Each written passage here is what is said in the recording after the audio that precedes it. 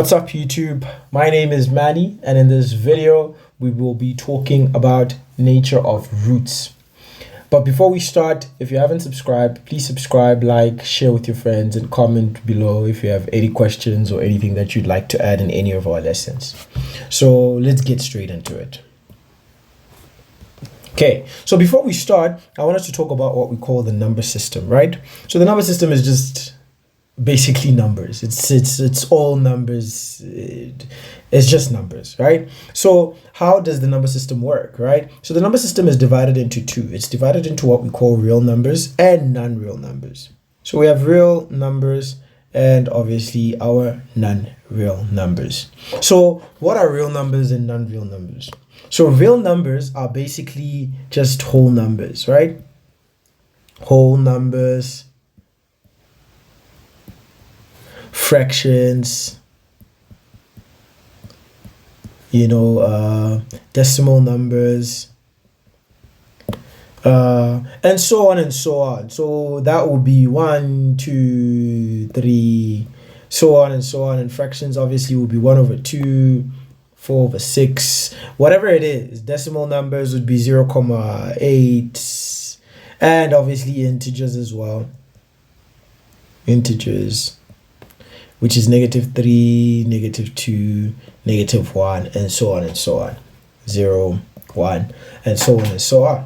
So those are basically real numbers. Anything that can be represented as a number, that's what we call real numbers. Non-real numbers obviously will be the opposite of that. Anything that doesn't really make sense, right? So an example of a non-real number would be something like square root of -3. Right?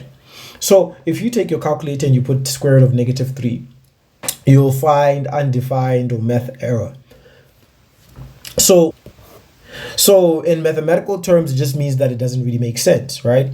Yeah, it doesn't really make sense. But when you get to university, you kind of get to know that, okay, they try to make sense of it.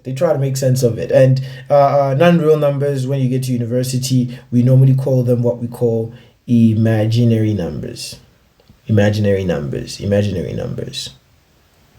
So numbers that don't really make sense, when you get to university, they're going to start calling them imaginary numbers. But so far, when you're still in high school, we'll just call them non-real numbers. So now that we've spoken about real numbers, I really want us to dive deep into real numbers and different categories of real numbers. We're not going to talk about non-real numbers because there's not a lot of non-real numbers, but we're going to discuss more on real numbers. So with real numbers, they're also divided into two kind of subcategories, right? So these two subcategories are called rational and irrational.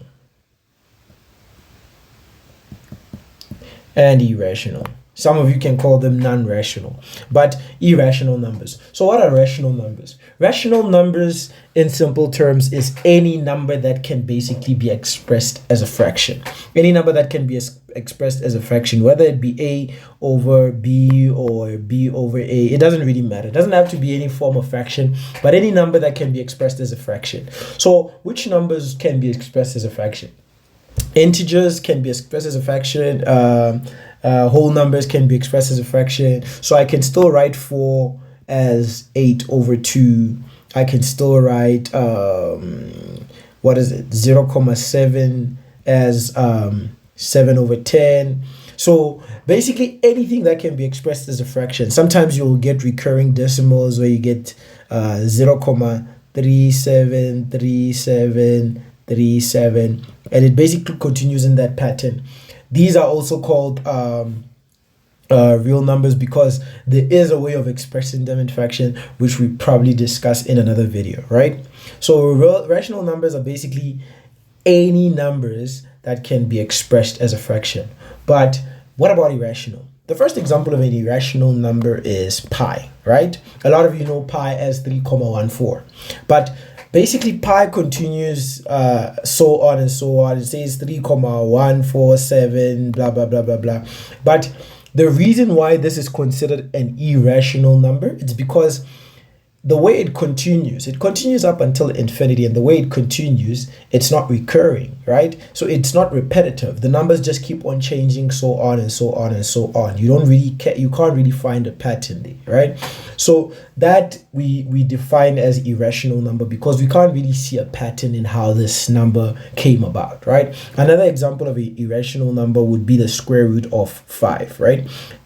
Or the square root of any prime number, except for 1. Well, 1 is not a prime number, but the square root of any prime number. If you put in your calculator the square root of 5, you'd probably get something like 2 comma whatever numbers, and you will see that in that continuation there isn't any pattern. It's just different numbers. When you put it in your calculator, obviously it's going to terminate, because a calculator can accommodate numbers up until infinity. But what that basically means is just the numbers just keep on continuing up until infinity, and they don't continue in any kind of pattern. There isn't any pattern. So that's what we define as irrational numbers. So any number that can't be written as a fraction but it's real, we consider it irrational. And any number that can be written as a fraction, whether it be a decimal number or so on and so on, a fraction itself, we call them rational numbers. Okay, so you might ask, how does the number system come in play when it comes to nature of roots? Okay, so bear with me. So when we're discussing quadratic equations, in many cases, obviously you're gonna see your parabola, and it will intercept a point here and another point here. Sometimes it intercepts one, sometimes it never really intercepts. So these points that it intercepts, these points, we call them roots. Right?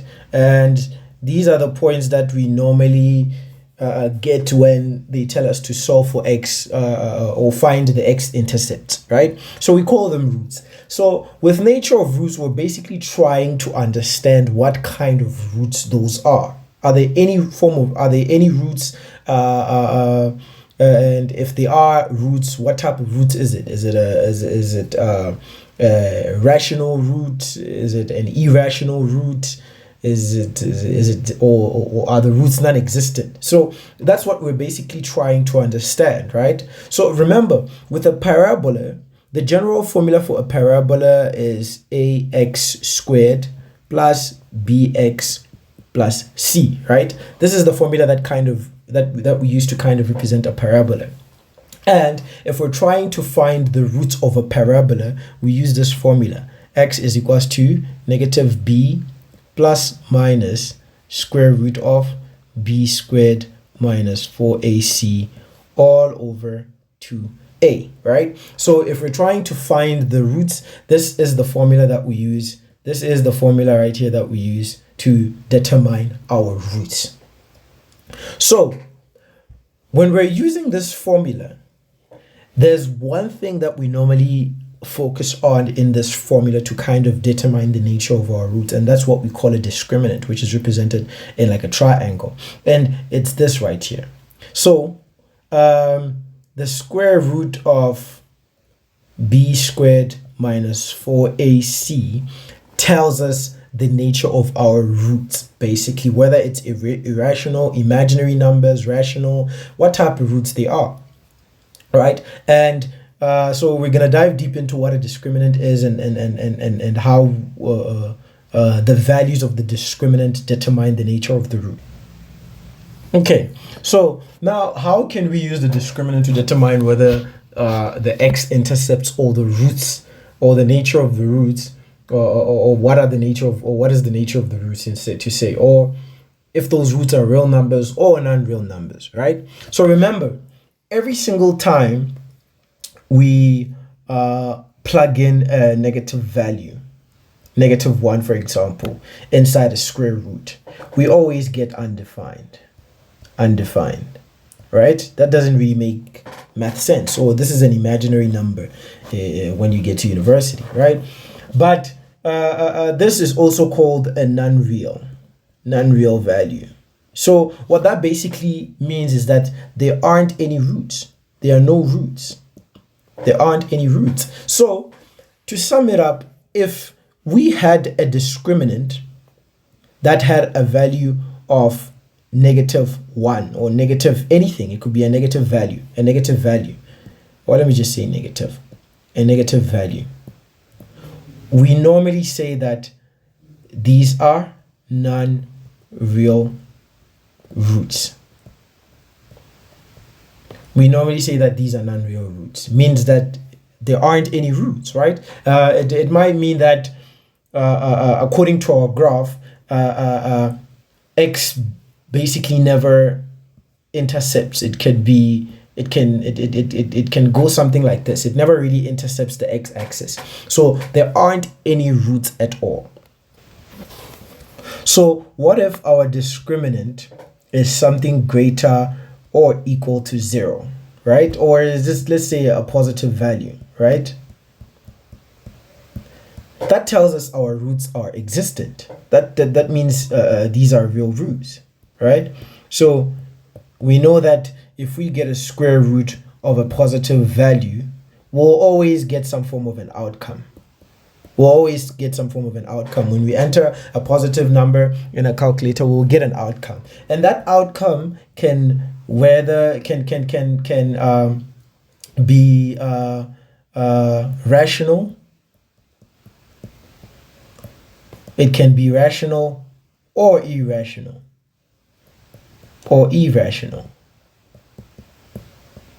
Right? Yeah, it can be rational or irrational.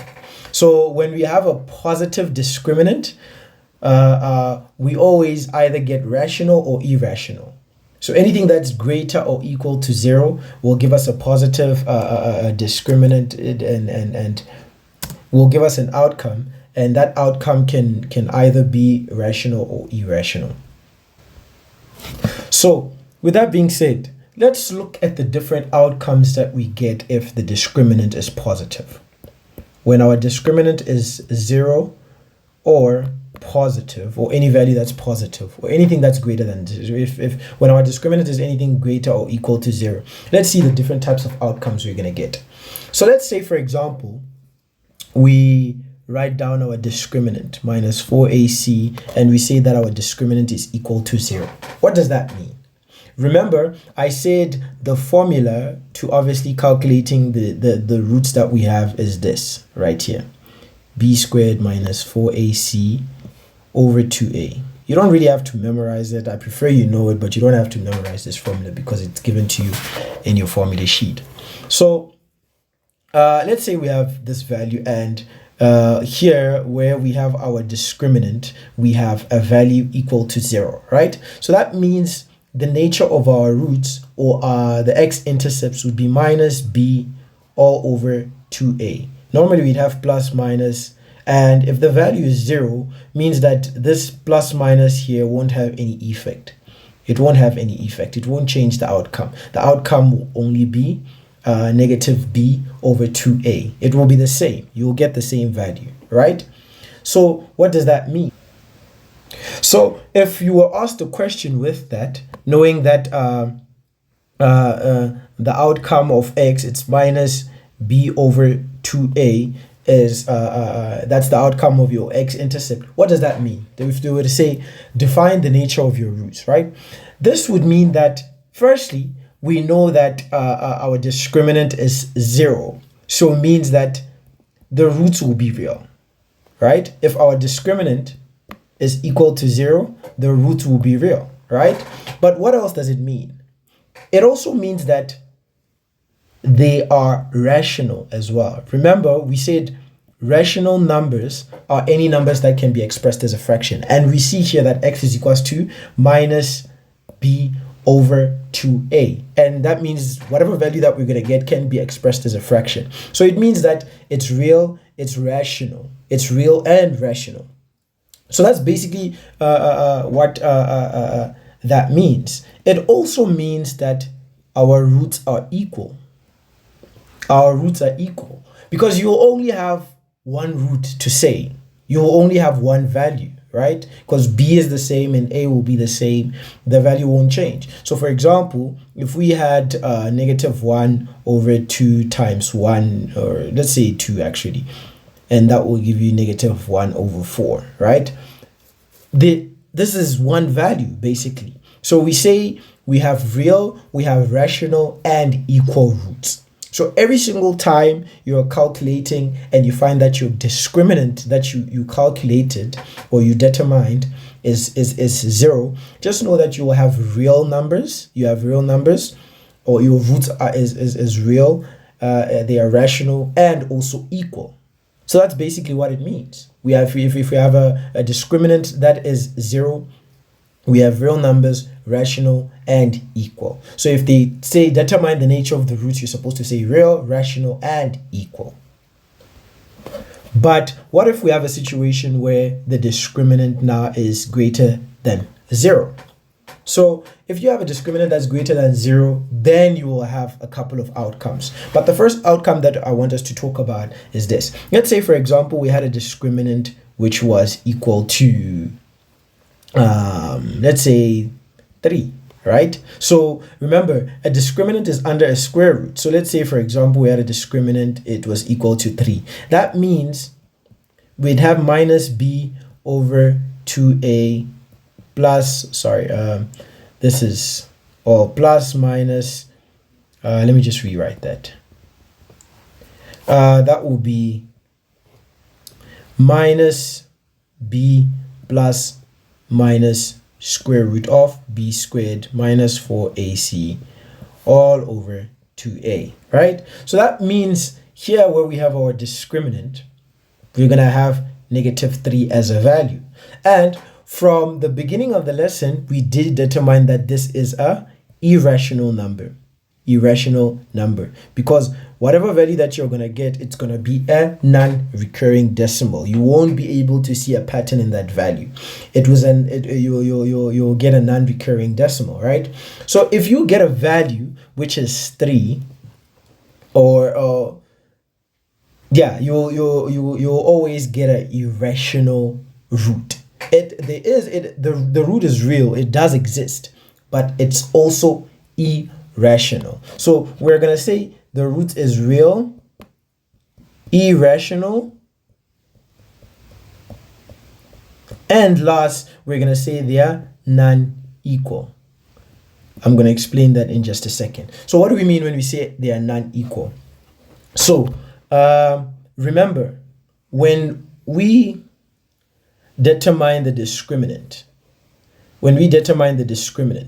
we always put plus, or when we determine the nature of the root, after our minus b, we always say plus minus, right? So that means our x value, we have two x values. So we're going to have minus square root of the discriminant all over 2a, or we're going to have minus b plus square root of the discriminant over 2a. So we're always going to have two values, and those values are not going to be the same because of that plus and minus, right? So they're not going to be the same because of that plus and minus. But if we had the discriminant equals to 0, those roots are going to be the same, because 0 doesn't have an effect. If you add 0 into something, that something doesn't change. So we'll always have an outcome where the roots are non-equal if the discriminant is greater than 0. So to sum it up, if we have a discriminant that's greater than 0, we'll always that's greater than 0 and also is not a perfect square, meaning that number, if you put it under a square root, it's irrational, or it's just not a perfect square, you'll get real, irrational, and non-equal roots. So if they say determine the nature of your roots, it's real, they're irrational, and they are non-equal. But what if we're in a situation where our discriminant, it is greater than 0, but also it is a perfect square? It's a perfect square. So how do we determine the nature of the roots? So a good example would be, let's say we had something like x is equals to minus b plus minus square root of, and our discriminant in this case would be 9 all over 2a, right? So let's say our discriminant is 9. So we know that the square root of 9 is equals to 3. And the square root of 9, 9 is a perfect square, right? Meaning that we can square it and we get a whole number, a number that doesn't have non-recurring decimals. It's just a whole number. So that means that is a perfect square value. So what is the nature of the roots in this situation? So the first thing, we know that our discriminant is greater than 0. So the first thing we need to determine, or we need to state, is that our roots are real. They do exist. According to our graph at one point it does pass by the x-axis, and it will pass twice, right? If it's greater than 0. Another thing, if it's a perfect square, if it is a perfect square, one thing that we know is that a perfect square will always lead to a rational number, a number that can be expressed as a fraction, right? Because if we solve this, what we're gonna get is x will be equals to minus b plus minus 3 all over 2a. And this is a fraction, basically. This is a fraction. Whatever the value of b is, obviously b will always be a whole number or just a fraction. Whatever the value of b and a is, this will always lead into being a number that can be represented as a fraction. So that means that is a rational value, right? So when we have a discriminant that's a perfect square, the first thing that we know is that it is a real number, it is rational, and last but not least, remember, I said every single time we'll always get two values of x, right? So here we'll get minus b plus 3 over 2a, or minus b minus 3 over 2a. So these are two values. So they are not the same, right? So these two values, we say they are non-equal. We say they are non-equal. So that's basically what you're going to get if you get a discriminant that's also a perfect square. You're going to get real, rational, and non-equal. So to sum up the lesson, if we have a discriminant that is less than 0, that means we have no roots, because that would mean we have a square root of a negative value, right? And we always know that that's a non-real number. It's an imaginary number. So we'll always have no roots, or in other words, we have no x-intercepts, meaning that if you were to plot your graph will never intercept the x-axis, right? It will never intercept the x-axis. So that's the first thing that we need to know. Secondly, if we have a discriminant that is equal to 0, if we have a discriminant that's equal to 0, we know that the roots do exist. So if it's equal to 0, that means our graph will intercept only at one point. It will intercept only at one point. So the roots do exist. They are real. They are rational because they can be expressed as a fraction, and they will be equal because if we add 0 into something, it won't have an effect on that something or on that number. So that's what we need to know. So what if we have a discriminant that's greater than 0 and it's also not a perfect square? If we have a discriminant that's greater than 0 and it's also not a perfect square, we say that our roots are real, they are irrational, and non-equal roots. The only time your roots will ever be equal is if your discriminant is equal to 0. If it's greater than 0, there will always be non-equal roots. And last but not least, let's say we have a discriminant that's greater than 0 and it also is a perfect square. We say that our roots are real, right, because they are greater than 0, and rational because the square root of a perfect square will always give you a whole number. So whatever value that you're going to get in total, it can always be expressed as a fraction. And also we say they are non-equal roots. And the reason we say they are non-equal, as I said, every single time we have a discriminant that's greater than 0, we'll always get two different roots that don't have the same value, right? So that is it for this session. In the next lesson, we will be talking or going through a couple of examples and try to apply the knowledge that we learned in this video. So please don't forget to like, subscribe, share, tell your friends about it, and so on. See you in the next video.